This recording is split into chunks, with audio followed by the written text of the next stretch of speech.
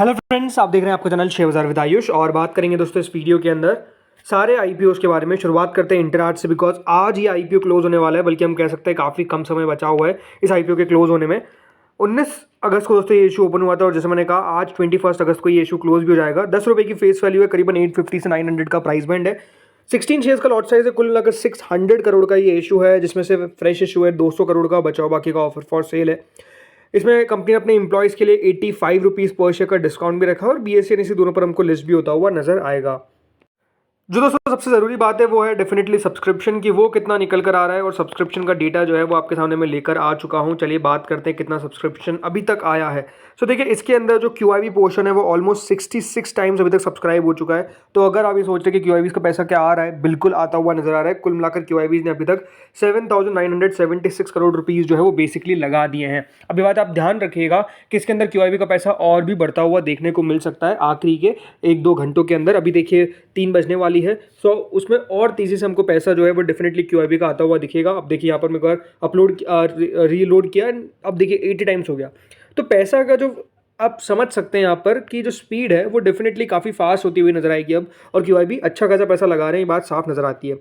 इसके अलावा HNI category करीबन 112 गुना तक हमको सब्सक्राइब होती हुई दिख चुकी है। कुल मिलाकर 10,072 करोड़ रुपीस के आसपास सिर्फ HNI ने दोस्तों इस इशू के अंदर पैसा लगा देने। HNI काफ़ी दमदार स्थिति में खड़ा हुआ है, जिसमें बिग HNI ने almost 126 times and small HNI ने 84 टाइम्स के आसपास इस इशू में पैसा लगाया है। रिटेल भी पीछे नहीं है, 16.79 टाइम्स दोस्तों रिटेल कैटेगरी सब्सक्राइब हो चुकी है, 3,515 करोड़। और कंपनी की एम्प्लॉय कैटेगरी करीबन 22 गुना बढ़ चुकी है। अब ये बात ध्यान रखिएगा, सब्सक्रिप्शन एम्प्लॉय की तरफ से बहुत तगड़ा है।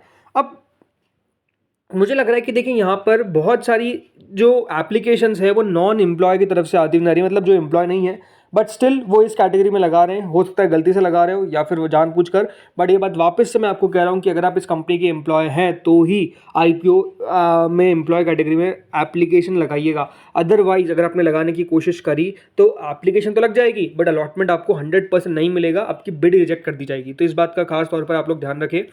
कुल मिलाकर 55 गुना यानी 55 टाइम्स दोस्तों ये इशू सब्सक्राइब हो चुका है, करीबन 23,000 करोड़ के आसपास आ चुके हैं। एक और बार देखिए हम रीलोड करके देख लेते हैं कि डेटा क्या फिर से और निकल कर आता है नया। तो अभी तो देखिए नहीं हुआ, बट नो डाउट जो जैसा मैं कहने की बात बता रहा हूँ आपको कि सब्सक्रिप्शन जो है वो डेफिनेटली काफ़ी शानदार निकल कर आ रहा है।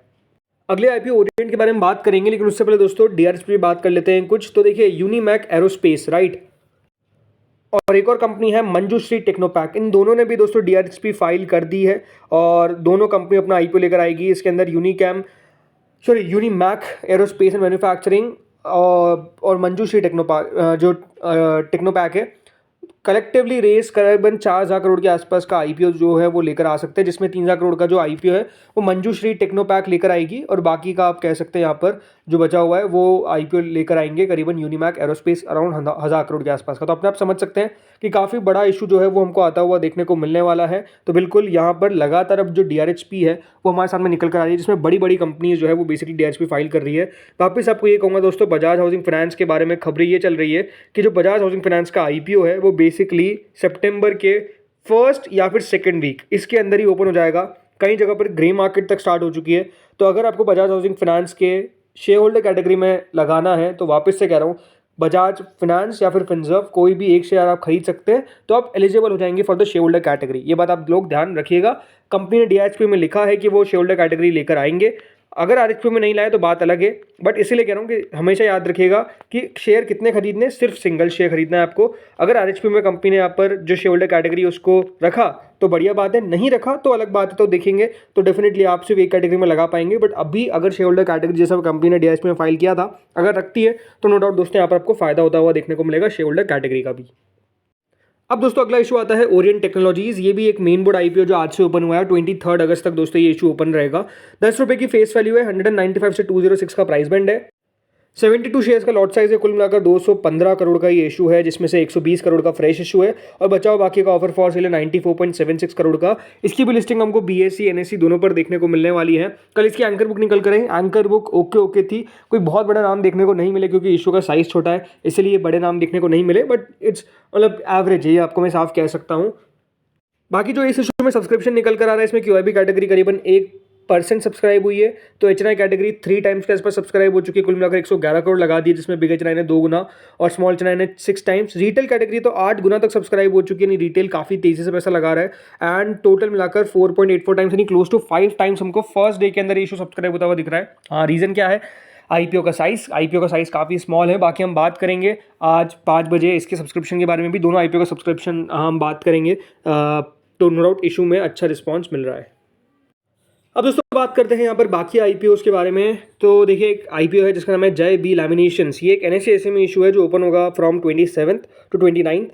146 का प्राइस बैंड है बट कोई भी ग्री मार्केट नहीं है, करीबन 88.96 करोड़ का इशू है। सो ये याद रखिएगा 27th से ओपन हो जाएगा। देन अगला दोस्तों इशू आता है इंडियन फॉस्फेट। ये भी एक एनएसई एसएमई इशू है जो ओपन होगा फ्रॉम 26 अगस्त टू 29 अगस्त। 99 का प्राइस बैंड है, कोई भी ग्रे मार्केट नहीं है। 67.36 करोड़ का इशू का साइज है, तो देखते हैं कितना बढ़िया कर पाता है। देन आता है रैपिड मल्टी मोडल लॉजिस्टिक्स। ये भी एक बीएसई एसएमई इशू है जो हमको ओपन होता हुआ नजर आएगा फ्रॉम टुमारो, डेट इज 22। 84 का प्राइस बैंड है बट कोई ग्रे मार्केट नहीं है। 8.49 करोड़ का इशू का साइज है। देन अगला दोस्तों इशू आता है रिसोर्सफुल ऑटोमोबाइल।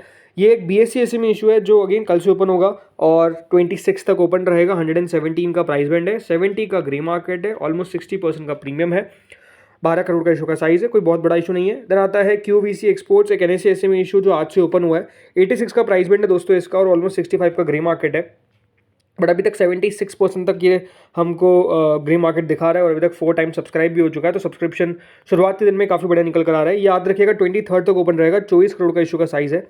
अगले दोस्तों इशू आता है आइडियल टेक्नोप्लास्ट, एक एनएसई एसएमई इशू है जो ओपन होगा फ्रॉम 21 मतलब आज से हो गया और 23 तक ओपन रहेगा। 121 का प्राइस बैंड और देख सकते हैं ग्रे मार्केट 12.40% का है, अभी तक 2.75 टाइम सब्सक्राइब भी हो चुका है।